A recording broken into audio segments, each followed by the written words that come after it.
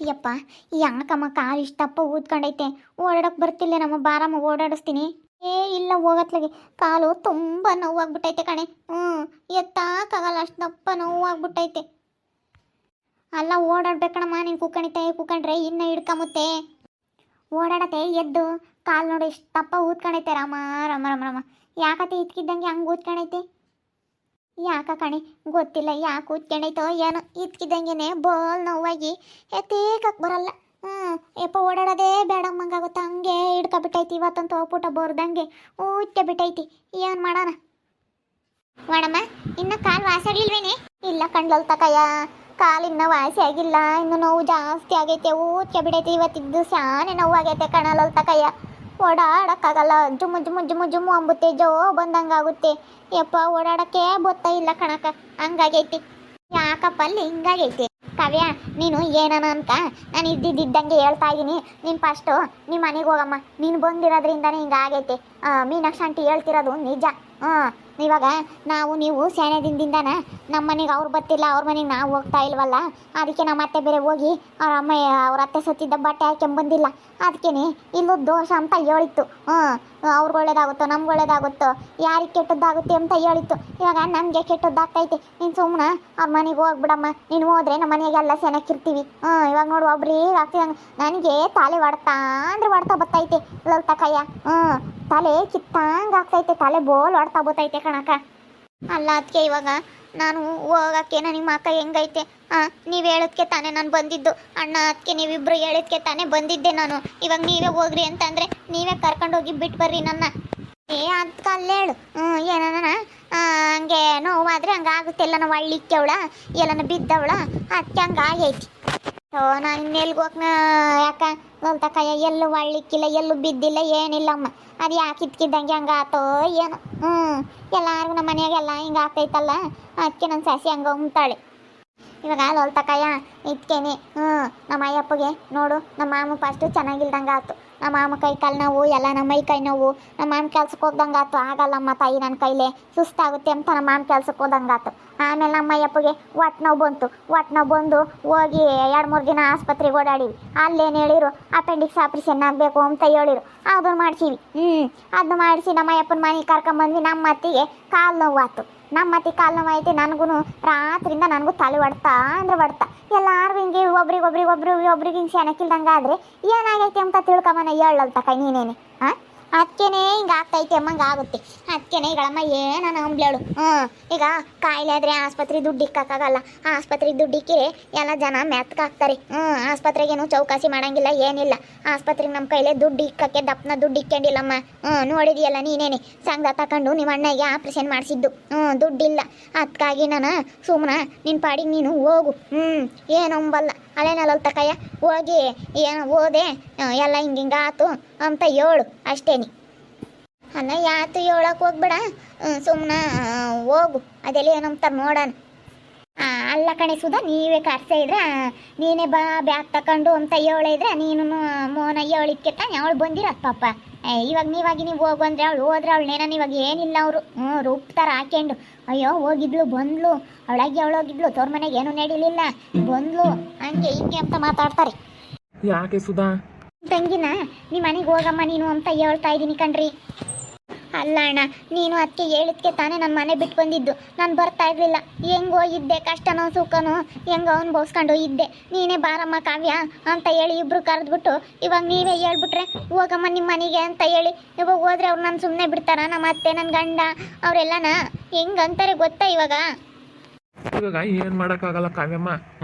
ನೀನು ಹೋಗಿ ಆಗಿದೆಯಾ, ನೀನು ಆಗಿರೋದು ನೀನು ಏನೇ ಬಂದರೂ ಅನುಭವಿಸ್ಬೇಕು. ಇವಾಗ ನೀನು ಬಂದಾಗಿಂದಾನೆ ಕಣೆ ನಮ್ಮ ಮನೆಯಾಗೆ ಹಿಂಗೆ ಎಲ್ಲರಿಗೂ ಸೆನಕಿಲ್ದಂಗೆ ಆಗಿದ್ದು. ಅಯ್ಯಮ್ಮ ಹೇಳ್ತು ಪಾಪ, ನಾವು ಕೇಳಲಿಲ್ಲ. ಅದು ಇವಾಗ ಗೊತ್ತಾಗ್ತೈತಿ. ನೆನ್ನೆ ಸಹ ಹೋಗಿ ಸುಧಾ ಶಾಸ್ತ್ರನೂ ಕೇಳ್ಕೊಂಬಂದ್ಲು. ಅಲ್ಲೂ ಶಾಸ್ತ್ರದಾಗೂ ಹಂಗೆ ಹೇಳಿದ್ರಂತೆ, ಯಾವುದೋ ಭಾಳ ವರ್ಷದ ದೋಷ ನಿಮ್ಮ ಮನೆಗೆ ಹಂಗೆ ಐತೆ, ಅದನ್ನ ಪರಿಹಾರ ಮಾಡ್ಕೊಳ್ರಿ ಅಂತ ಹೇಳಿದ್ರಂತೆ.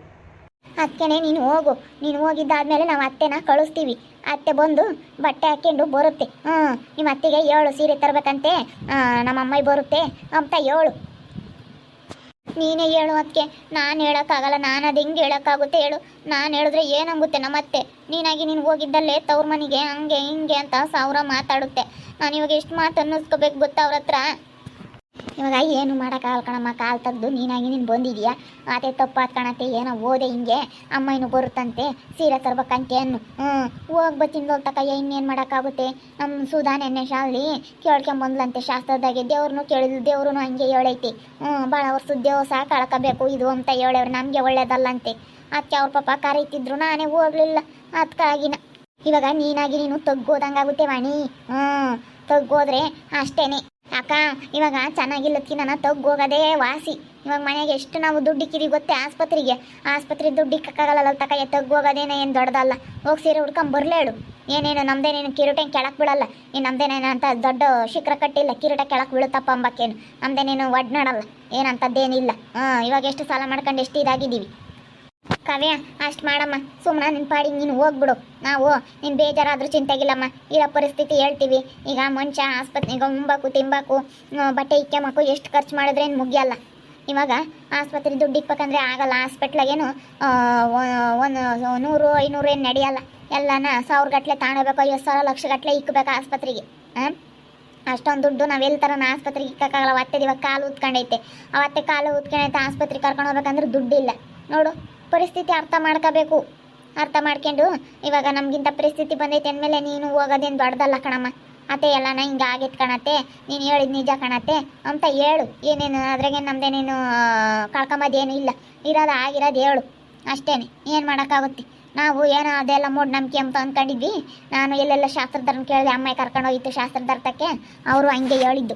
ಫಸ್ಟ್ ಅದು ದೋಷ ಕಳ್ಕೊಳ್ರಿ, ಆ ದೋಷದಿಂದಲೇ ನಿಮ್ಮ ಮನೆಯಾಗ ಹಿಂಗೆ ಹಾರಾಟ ಆಡ್ತಾ ಇರೋದು, ನಿಮ್ಮ ಮನೆಗೆ ಹಿಂಗೆ ಆರೋಗ್ಯ ಎಲ್ಲನ ಹೆಚ್ಚು ಕಡಿಮೆ ಆಗ್ತಾ ಇರೋದು ಅಂತ ಹೇಳಿದ್ರು. ಹಂಗೆ ಬೇಡ ಹೋಗ್ತೀಯ ತವ್ರ ಮನೆಗೆ? ತವ್ರ ಮನೆಗೆ ಹೋಗಿಲ್ಲ ಇಸ್ತೀನ ಹೋಗ್ತಿ ಹಂಗಾರಿ ಪಟು. ಹೋಗೋಣಕ್ಕ, ಏನು ಮಾಡೋಣ. ಈಗ ನೋಡಿ ಕಾಲೇ ಹಿಡ್ಕೊಂಡೈತಿ, ಬರಲ್ವಂತೆ ಕಾಲು. ನೋಡ ದೋಸೆ ಪರಿಹಾರ ಮಾಡ್ಕೋಬೇಕಂತಲ್ಲ. ಅದಕ್ಕೆ ನಮ್ಮ ಕಾವ್ಯ ಹೋದ್ರೆ ಹೋಗವ್ರ ಅತ್ತಿಗೆ ಹೇಳಿರಿ, ಆಮೇಲೆ ಹೋಗ್ತೀನಿ ನಾನು. ಆಮೇಲೆ ಅವ್ರಿಗೆ ಸೀರೆ ಪರಿ ತಂದಿದ್ದೀವಿ ಅಂತ ಹೇಳಿದ್ರೆ ಹೋಗ್ತೀನಿ. ಹೋಗಿ ಬಟ್ಟೆ ಹಾಕ್ಕೊಂಡು ಬರ್ತೀನಿ. ಇನ್ನೇನು ಮಾಡೋಣ. ಏನು ಮಾಡೋಣ ಹೇಳಲ್ತಕಯ್ಯ. ಇಂಥದ್ದಾದರೆ ಆಸ್ಪತ್ರೆ ಸವಾಸಲ್ಲ. ಅದಕ್ಕೇನೆ ನಾನು ನಂಬ್ತಿರ್ಲಿಲ್ಲ. ಇವಾಗ ಒಬ್ರಿಗೆ ಹಿಂಗೆ ಆಗದಕ್ಕೆ ನಾನು ನಂಬ್ತೀನಿ. ನಮ್ಮ ಹುಡುಗ ಒಬ್ಬನಿಗಾದ್ರೆ ಬಿಡು ಅದಿಂದೇನು ಆಗೋದೇನೆ ಆಗೈತೆ ಅಂದ್ಕೊಂತಿದ್ದೆ. ನನಗೂ ಹಿಂಗೆ ಇತ್ಕಿದ್ದಂಗೆ ಅಲ್ಲ, ನಾನೇನೆಲ್ಲೂ ಬಿದ್ದಿಲ್ಲ ಏನಿಲ್ಲ.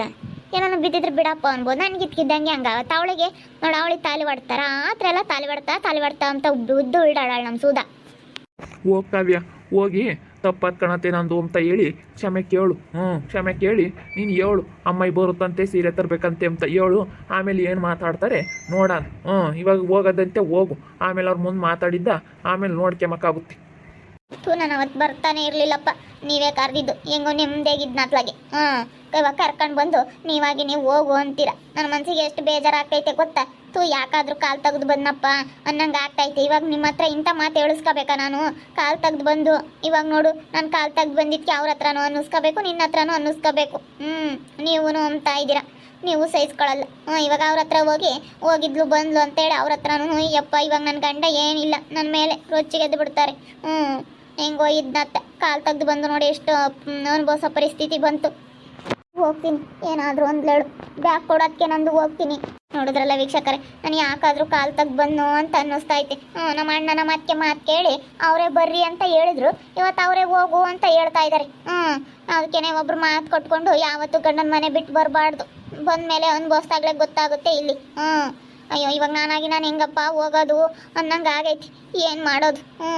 ನೋಡ್ತಾ ಇರ್ರಿ, ಏನೇನಾಗ್ಬೋದು ಅಂತ ಮುಂದಿನ ಭಾಗದಲ್ಲಿ ನೋಡ್ತಾ ಇರ್ರಿ. ಹಾಗೆ ವಿಡಿಯೋ ಬಗ್ಗೆ ನಿಮ್ಮ ಅಭಿಪ್ರಾಯವನ್ನು ಕಮೆಂಟ್ ಮಾಡಿ ತಿಳಿಸಿ. ಹಾಗೆ ವಿಡಿಯೋ ಇಷ್ಟ ಆಗಿದ್ರೆ ಲೈಕ್ ಮಾಡಿರಿ. ಇನ್ನೂ ನಮ್ಮ ಚಾನಲ್ನ ಯಾರು ಸಬ್ಸ್ಕ್ರೈಬ್ ಮಾಡ್ಕೊಂಡಿಲ್ಲ ತಪ್ಪದೆ ಕೂಡಲೇ ಸಬ್ಸ್ಕ್ರೈಬ್ ಮಾಡ್ಕೊಳ್ರಿ. ಹಾಗೆ ನಿಮ್ಮ ಸ್ನೇಹಿತರಿಗೆ ಎಲ್ಲರಿಗೂ ವಾಟ್ಸಪ್ ಫೇಸ್ಬುಕ್ ಮುಖಾಂತರ ವಿಡಿಯೋನ ಶೇರ್ ಮಾಡಿ. ಓಕೆ ವೀಕ್ಷಕರೇ, ಧನ್ಯವಾದಗಳು.